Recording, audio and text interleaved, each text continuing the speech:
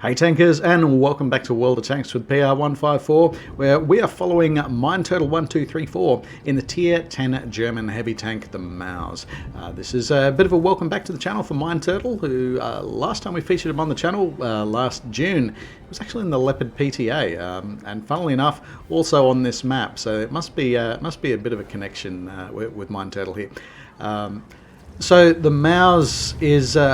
I guess it's one of those tanks that people see on the tech tree and they think, wow, that thing's huge. I've absolutely got to have it. It's got a lot of quirks to operating it. It has a massive hit point pool, 3,000 hit points. Quite often people will actually boost that further with improved hardening as well for 3,300 hit points. Interestingly enough, Mine Turtle hasn't done that on this particular occasion. It is extremely well armored from when it's angled. Unfortunately, it is not very well armored at all when it is turning its gun to face the enemy. Your cheeks of the turret are protected by 260 millimeters of armor, which a lot of vehicles that you're going to be finding, even at Tier 9, will be able to penetrate 260 millimeters with standard rounds. So what you often find is I guess, an awkward situation with both this tank and the other Tier 10 German, the E100, where they're having to angle their turret quite substantially in order to extract a meaningful armor facing out of the turret. Otherwise, if you're just poking and aiming your gun down range, you're just getting holes in your face. So this can tend to attract a bit of a campy playstyle with Maus, playing from the second line, where you can use what is still quite an accurate gun, and I guess overcome a lot of the issues that you might face in terms of a traditional brawling engagement where people can just sort of shoot you through the face. But it often demands a play style of baiting, blocking, and then returning fire. Compared to E100 and Panzer 7, the other Tier 10 German heavy tank, it's got the weaker of the guns. This is a 12.8 centimeter main armament. It lands for 490 alpha. Penetration of 246 is probably on the low side for Tier 10. It does come with a premium APCR, which penetrates for 311 millimeters, which is okay. Again on the low side, but the gun is not necessarily the main strength of this vehicle. It's in its hit point pool and in its armor. Often, what you'll find is that people are using vehicles like the Maus, particularly in a top tiered situation, to I guess to become a blocking object. Like you press forward, you occupy territory, you angle your armor in a situation that you'll just block any shot that comes your way, and it really prevents the enemy from advancing. That gets quite difficult to do on maps such as this, where you don't really have any artificial cover, at least on this flank. I mean, by all means, Mine Turtle could have gone through the middle, but there's not a hell of a lot of strategic value in doing that, and you really do risk being exposed to crossfire from either flank. So he's certainly taken the wiser path here, and of course managing to knock out the enemy. Was that an IS-4? Yeah, IS-7 already. Not so much playing in the enemy's face, because that doesn't really suit him to do that at this point in time. Just sort of chilling at the second line, waiting for the opportunity, and I guess with that IS-7 showing him a fairly consistent side, he was able to work with that. On this flank, it's a little bit difficult to tell how things are going. The enemy have pushed an Object 279 early into the fight. At the moment, it's Mine Turtle, his platoon mate Rockstar 27 in the Jagdpanzer E100, and the IS-7 from the Saints clan. The enemy does appear to have a bit of an equal numerical stance here, with artillery looking like it's going to decide the outcome of this corner. Now, Mine Turtle is backed up by 3 tank destroyers. We'll just wrestle control back there. So we've got a Grill A-15, we've got a T-110E4, and an FV-215B-183. So there's really not a lot of reason for Mine Turtle or his team to go in and push into this.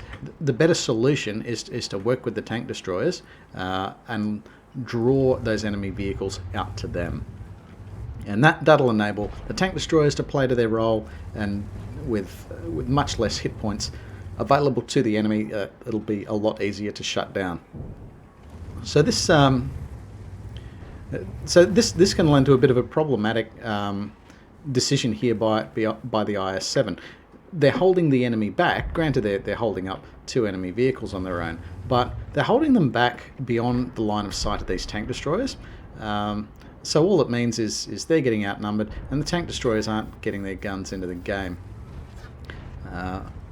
Mine Turtle was trying to aim at the Object 279E, but then quite wisely gave his turret a flick to the right, just to try to block the incoming shells. And you can see with this angling, that's a good 30 degrees off center, is being able to fairly consistently block this heat ammunition coming from the Object 279 early and the 60 TP.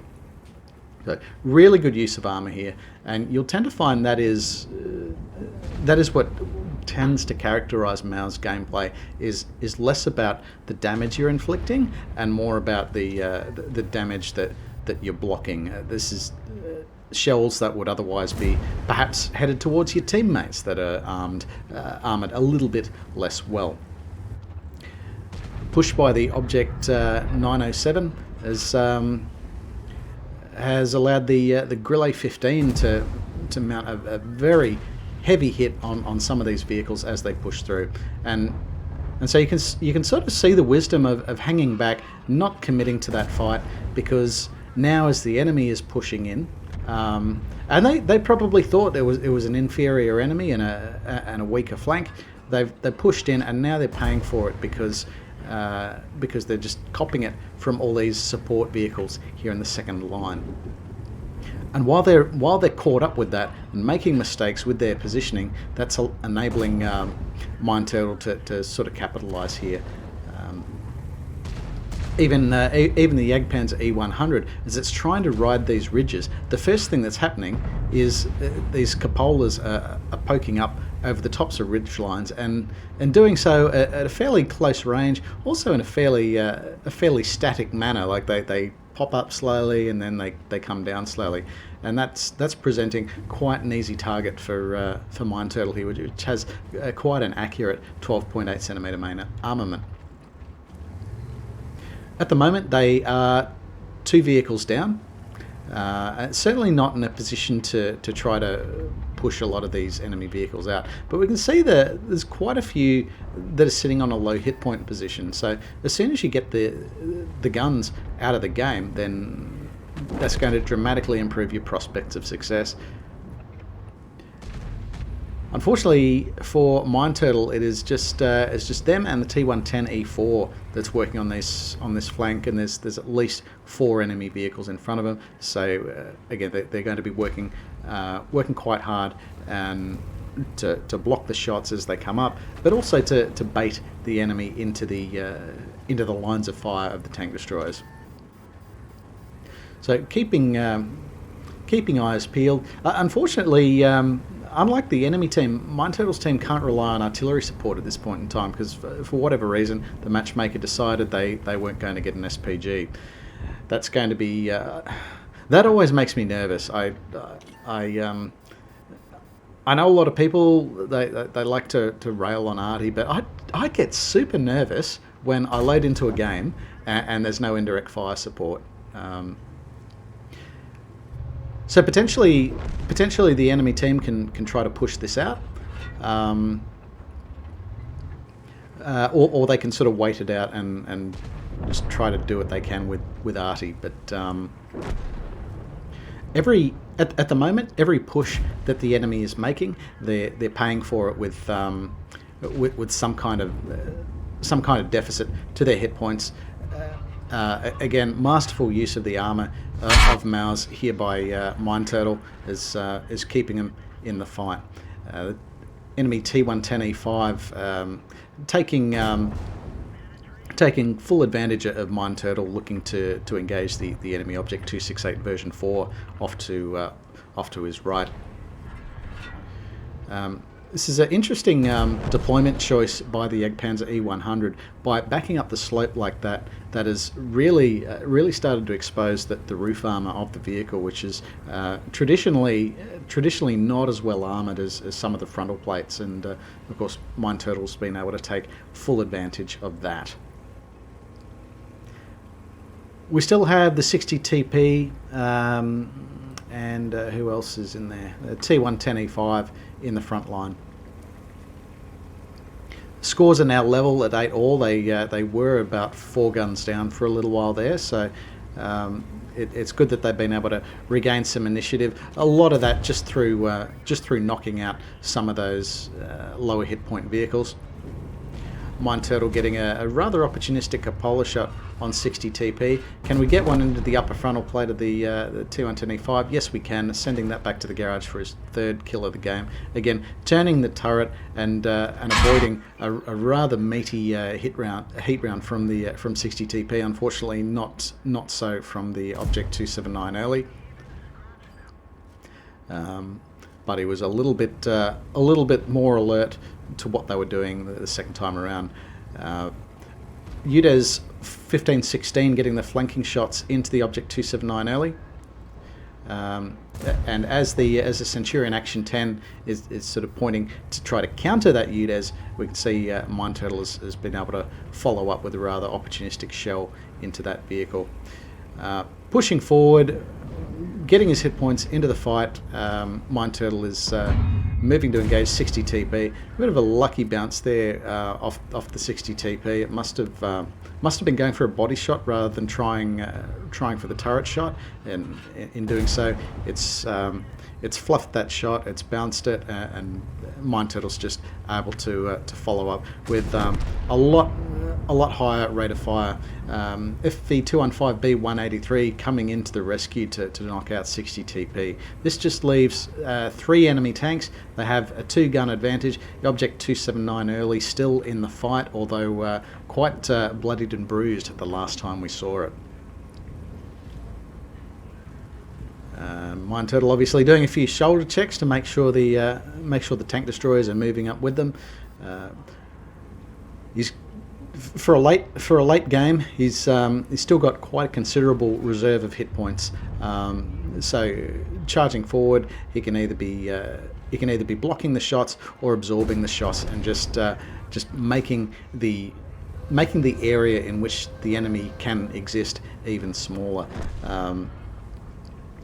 Now we sort of said before not to expect high damage games in Maus, just because of the nature of the armor layout and the gun, but this is just absolutely masterful use of this vehicle here. We've got over 6,300 hit points blocked, but over 6,800 of damage inflicted by Maus. And that's just simply a function of playing that second line, being opportunistic with the damage, but also presenting as often as possible a less than penetrable face with the turret in particular.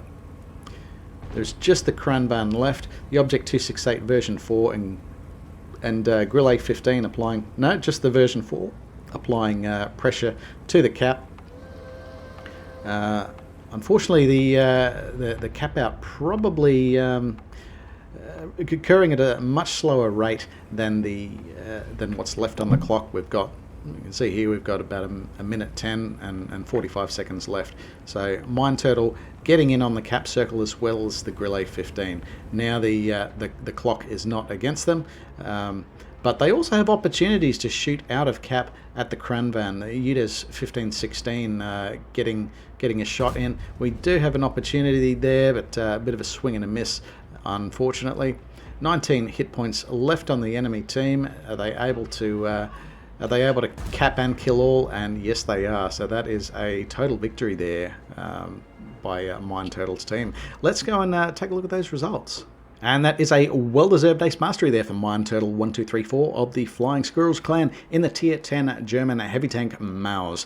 He's also picked up a couple of these Battle Heroes medals. He's got Steel Wall for receiving the most hits of any player on the team, and that has to be at least 11, totaling over 1,000 hit points worth. But in this case, he's blocked over 6,300 hit points of damage. He's also picked up the High Calibre medal here for accounting for at least 20% of the total hit point pool of the enemy team.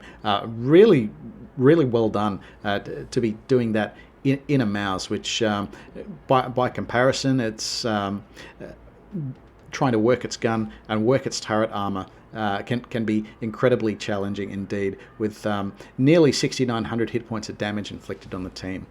He's also picked up a few badges of merit here. He's got the Spotter medal for enabling allies to cause at least 1,000 hit points of damage, which I guess is a function of Mind Turtle eventually did become the front line, and certainly a lot of the vehicles that were playing in support were capitalizing on that. So just managing to tick that box with 1,060 hit points of damage spotted. He's picked up the Fighter medal for destroying at least 4 enemy vehicles in the battle, and also picked up the Fire Effect and Shellproof medals, which tend to go hand in hand with High Calibre and Steel Wall medals respectively. Having a look at the team scores, this is a rather convincing top placement by experience points. The other high roller here being Guzi in the UDES 1516. Very masterful use of flanking positions in order to give Mind Turtle the support that they needed on that particular forest flank. A special mention on the enemy team to the Object 279 early, who probably had the most significant impact on the battle for their team, unfortunately not carrying quite hard enough this time around. Having a look at the detailed report, this was not an exceptionally profitable game for Mind Turtle. That's largely a function of the amount of premium ammunition fired in the course of the battle. Also running a premium consumable as well is going to come a little bit costly. So overall, a 40,000 credit deficit, but for what it's worth, that was came away with an excellent result from a very tough fight. So well done to Mind Turtle indeed. And if you've got a replay that you'd like to see featured on World of Tanks with PR154, then please reach out over Discord or any of the links below. We'll do our best to sort you out. Just a word of warning, we do have quite a significant backlog of replays that we're trying to get to at the moment. So we do have to be a little bit selective. So please be patient and bear with us, and we'll try and get you on the show. In the meantime, take care out there.